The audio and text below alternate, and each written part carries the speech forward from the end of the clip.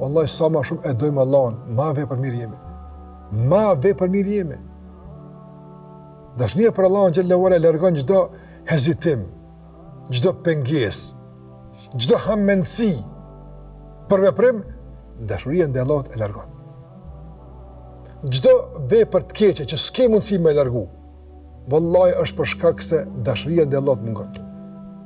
Nëse ka dashuri ndaj Allahut mjaftueshme, nuk ka vepër të keqe që nuk e braktis, nga se i dashuri për të dashuri bën gjithçka.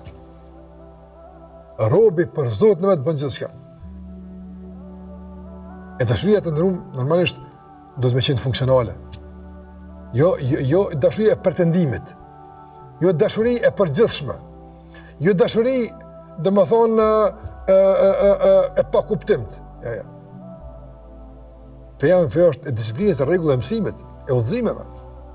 Prandaj çish funksionon dashuria ndaj Allahut në shërbim të funksionimit të imanit, i cili pastaj na bën funksional në rrafshin e veprave të mira. A e kuptuat këtë lidhje?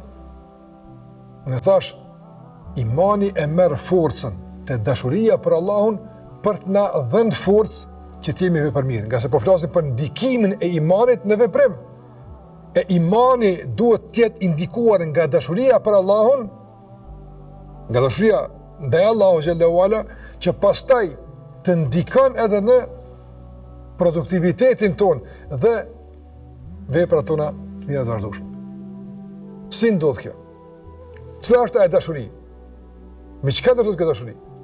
E para të ndërum, njohja Allah xhallahu ala. Allah sa më tepër një Allah xhallahu ala. E njësë është bujar, i mëshirshëm, i kujdesshëm. Çtohet vallai zilli për adhurim. Çto dashnia për Allahun, i lum jën që kam këtë Allah. I lum jën që kam këtë Zot. Kur një Allah xhallahu ala. E një mëshirën e tij. E një bujarin e tij, sikur se përmana. E një dijen e tij. Para se të ka mundsu Allah me ditë nga shpallja. Prandaj të ndërum, dashuria është e rëndësishme, por dashuria e cila funksionon mbi njohjen ndaj Allahut të mënduar.